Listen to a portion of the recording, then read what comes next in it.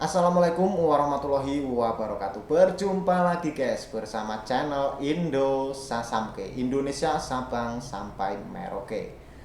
Oke, di kesempatan kali ini mudah-mudahan kita semua masih diberi kesehatan, panjang umur dan murah rezeki. Amin ya robbal alamin.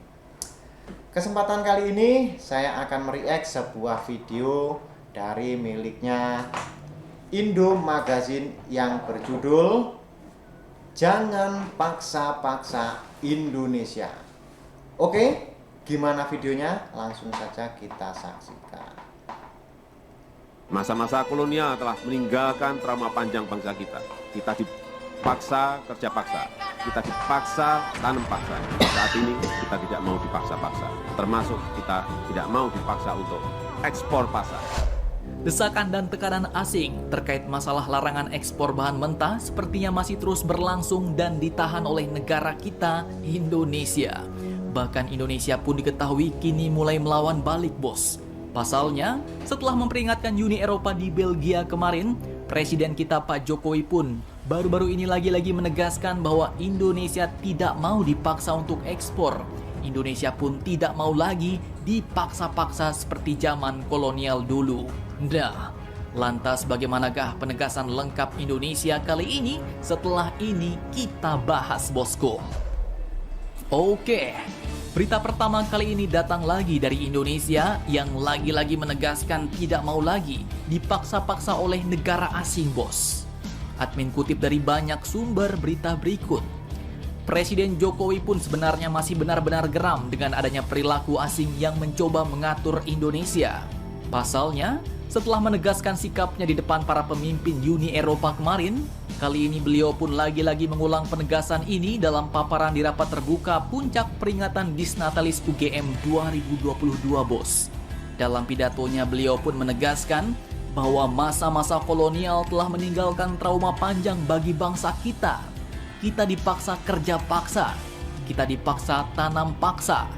Namun saat ini, kita tidak mau lagi dipaksa-paksa, termasuk kita tidak mau dipaksa untuk ekspor paksa, ujarnya. Nah, kemudian beliau pun lanjut mengatakan bahwa pada KTT ASEAN Uni Eropa, Indonesia pun telah mempertegas posisinya bahwa dalam kerjasama antar negara tidak sekedar untuk maju bersama tetapi juga maju setara, bos. Dan hal ini pun jelas terkait larangan ekspor biji nikel, di mana maksud Indonesia sebenarnya adalah untuk mendorong hilirisasi atas kekayaan negara, di mana langkah ini diyakini akan memberikan nilai tambah bagi ekonomi Indonesia, bos. Pasalnya Pak Jokowi mengatakan bahwa Indonesia ingin menjadi negara maju.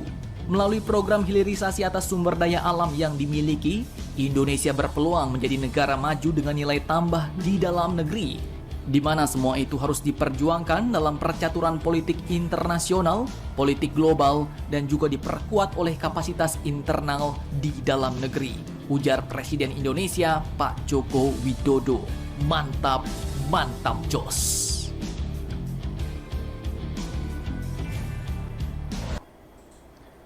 Oke ya guys ya, benar sekali. Tegas sekali Bapak Jokowi ini, kita tidak mau dipaksa-paksa lagi. Karena apa? Karena kita sudah kenyang dengan penjajahan-penjajahan dahulu, dijajah Jepang, dijajah Belanda. Dan itu ada kerja paksa yang sangat-sangat kejam sekali. Dari Belanda ada kerja paksa yang namanya kerja rodi.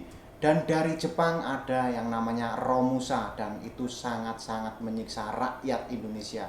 Makanya tegas sekali sikap Pak Jokowi. Indonesia tidak mau dipaksa-paksa lagi. Oke, kita lanjut guys.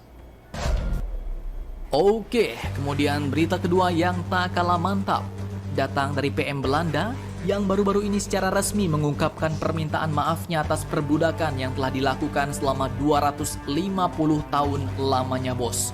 Cukup ngeri-ngeri, tak sedap. Admin kutip dari banyak sumber berita berikut.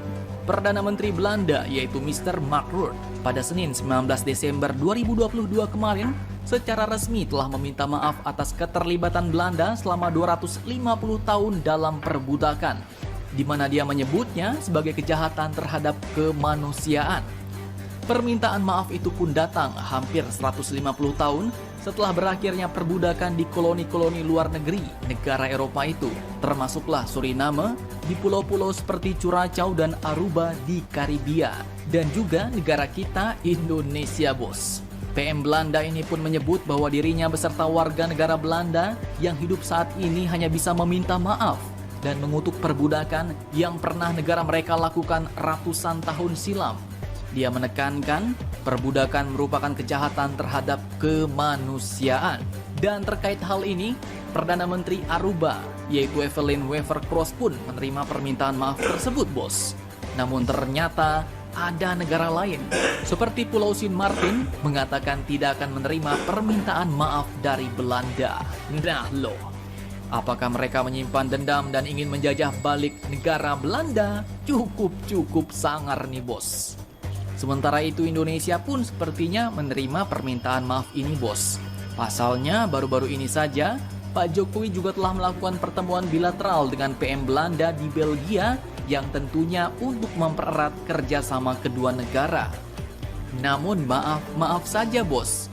Walaupun kerjasama diperkuat, Indonesia kini pun tak sudi diperlakukan seperti dulu lagi, bahkan Indonesia kini pun tak mau didikte sama sekali oleh negara-negara asing. Mantap, Daarvoor bied Jos. ik namens de Nederlandse regering excuses aan. Today, I apologize.